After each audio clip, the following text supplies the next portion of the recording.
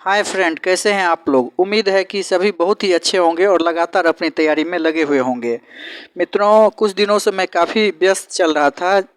यही कारण था कि वीडियो नहीं बन पा रहे थे, लेकिन कई मित्रों के द्वारा यह आग्रह किया गया कि यूट्यूब पर वीडियो को फिर से लाया जाए, ताकि तैयारी की जो क्रम चल रहा था वह पुनः विकसित हो पाए और एक बार फिर हम लोग तैयारी के क्रम को जारी रख सकें। तो इसी क्रम को आगे बढ़ाते हुए हम लोग जीके जीएस के साथ साथ करंट अफेयर्स का भी सेशन को फिर से देखेंगे। करंट अफेयर्स के जो भी महत्वपूर्ण घटनाएं हाल के दिनों में हुई हैं उनको नोट्स कर लिया गया है और उन्हें रिमेंबर करने के साथ साथ हम लोग फिर से करंट अफेयर्स को देखेंगे, ताकि आने वाली सभी परीक्षाओं में इससे लाभ प्राप्त किया जा सके। तो चलिए वीडियो की सीरीज को आगे बढ़ाते हुए हम लोग आज के इस वीडियो के सेशन में जीएस से संबंधित कुछ ट्रिक्स को देखेंगे, जो कि आने वाली परीक्षाओं में आपके लिए काफ़ी महत्वपूर्ण साबित होंगे। तो चलिए क्रम को आगे बढ़ाते हुए देखते हैं। इसमें हम लोग आज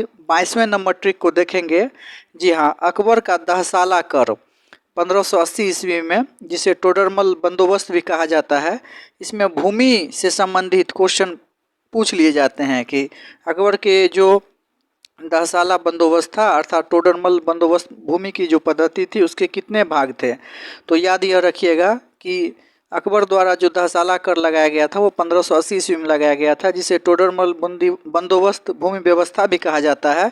और इसके अंतर्गत भूमि को 4 भागों में बांटा गया था। और इसके लिए ट्रिक हम लोग को याद रखना है, पोलज परती चाचर बंजर। जी हाँ, पोलज परती चाचर बंजर। एक बार पढ़िए, 2 बार पढ़िए, बार बार पढ़िए, यह ट्रिक आपको याद हो जाएंगे। और एग्जाम में जब आप इससे संबंधित प्रश्न देखेंगे तो आपसे गलती ना के बराबर होगी। तो बस याद रखना है कि पोलज परती चाचर बंजर। चलिए आइए देखते हैं पोलज क्या था। तो इसमें नियमित रूप से खेती होती थी, वर्ष में 2 बार फसल उगाई जाती थी, तो ऐसी भूमि को पोलज कहा जाता था। परती, इसमें 1 या 2 वर्ष के अंतराल पर खेती होती थी। चाचर क्या था, तो इसमें 3 से 4 वर्ष के अंतराल पर खेती होती थी।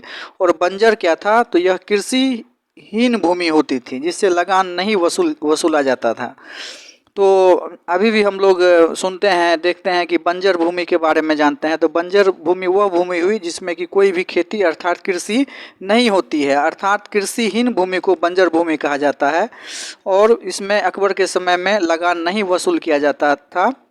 तो याद यह रखना है कि अकबर की जो टोडरमल बंदोबस्ती भूमि की व्यवस्था थी, उसमें भूमि को 4 भागों में बांटा गया था, पोलज परती चाचर बंजर। उम्मीद है आपको यह ट्रिक पसंद आया होगा और आप इसे लिख करके याद करेंगे। पोलज परती चाचर बंजर। तो पोलज हो गया नियमित रूप से खेती होने वाली, वर्ष में 2 बार फसल। परती हो गया कि इसमें 1 या 2 वर्ष के अंतराल पर खेती होती थी। और चाचर जो है, इसमें 3 से 4 वर्ष के अंतराल पर खेती होती थी। और बंजर हो गया जिसमें कृषिहीन भूमि था, जिसमें कि कोई भी फसल नहीं उपजता था।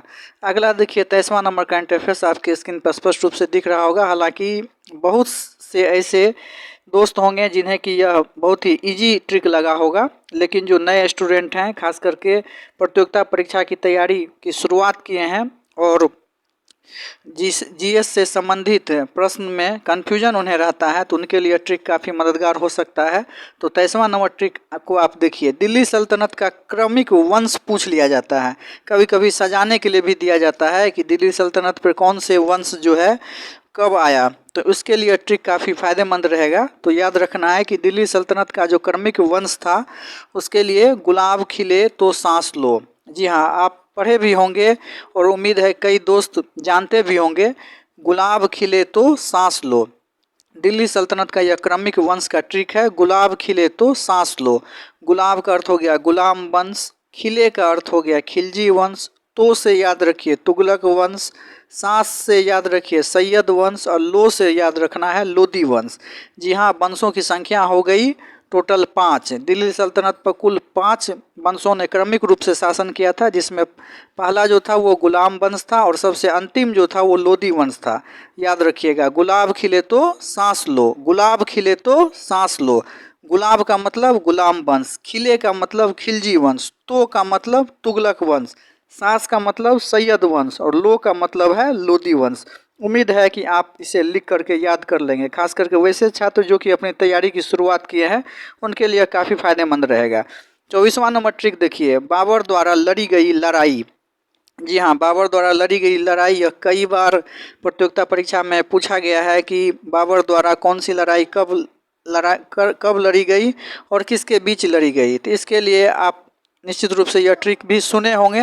वैसे मित्र जो काफ़ी दिन से तैयारी कर रहे हैं उन्हें यह याद भी होगा। तो बाबर द्वारा लड़ी गई लड़ाई का ट्रिक है पान खो चल घर।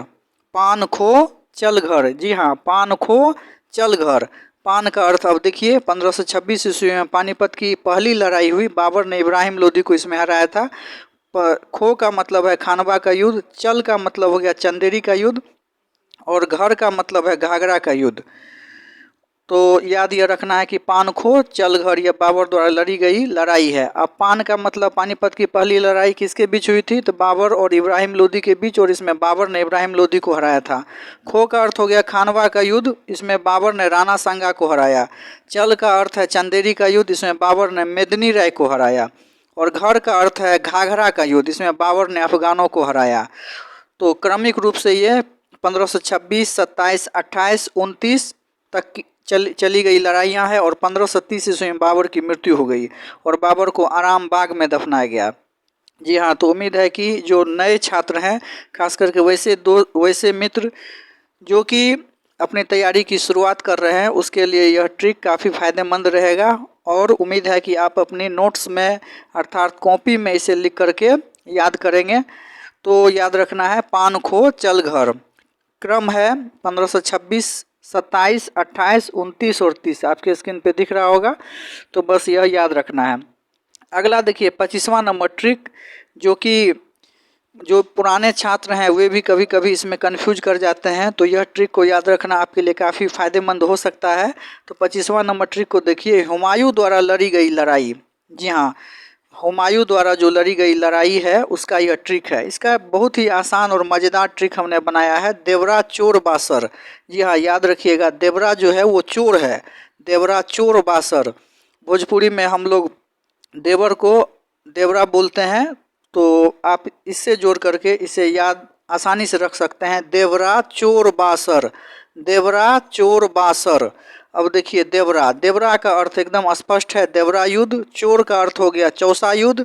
अब माँ का अर्थ हो गया बिलग्राम अर्थात कन्नौज की लड़ाई। और सर का अर्थ है सरहिंद युद्ध। आप इसे अपनी डायरी, कॉपी या नोट्स किसी में भी लिख करके अगर 2 बार 3 बार पढ़ेंगे तो निश्चित रूप से यह ट्रिक आपको याद हो जाएगा और आपके दिमाग में सेट हो जाएगा। और एक बार यदि सेट हो गया तो आप निश्चित रूप से इसे भूल नहीं पाएंगे। काफ़ी मज़ेदार ट्रिक हमने लिखा है। हुमायूं द्वारा लड़ी गई लड़ाई का सबसे आसान ट्रिक हो गया देवरा चोर बासर। देवरा का अर्थ हो गया देवरा युद्ध, चोर का अर्थ हो गया चौसा युद्ध, माँ का अर्थ हो गया बिलग्राम युद्ध और सर का अर्थ है सरहिंद युद्ध। अब देवरा युद्ध कब हुआ, तो 1531 ईस्वी चौसा युद्ध, 1539 ईस्वी, और बिलग्राम अर्थात कन्नौज का युद्ध 1540 ईस्वी, और सरहिंद का युद्ध हो गया 1555 ईस्वी। तो ये हुमायूं द्वारा लड़ी गई लड़ाई का क्रम था और एक बहुत ही सुंदर सा ट्रिक भी है, देवरा चोर बासर। उम्मीद है कि आप इस ट्रिक को लिख लिए होंगे और लिख करके जो है आप इसे याद भी कर लेंगे। तो चलिए आज के सेशन में हम लोग अब इससे समाप्त करते हैं, फिर अगले ट्रिक की कड़ी में हम लोग देखेंगे। तब तक के लिए धन्यवाद, थैंक यू।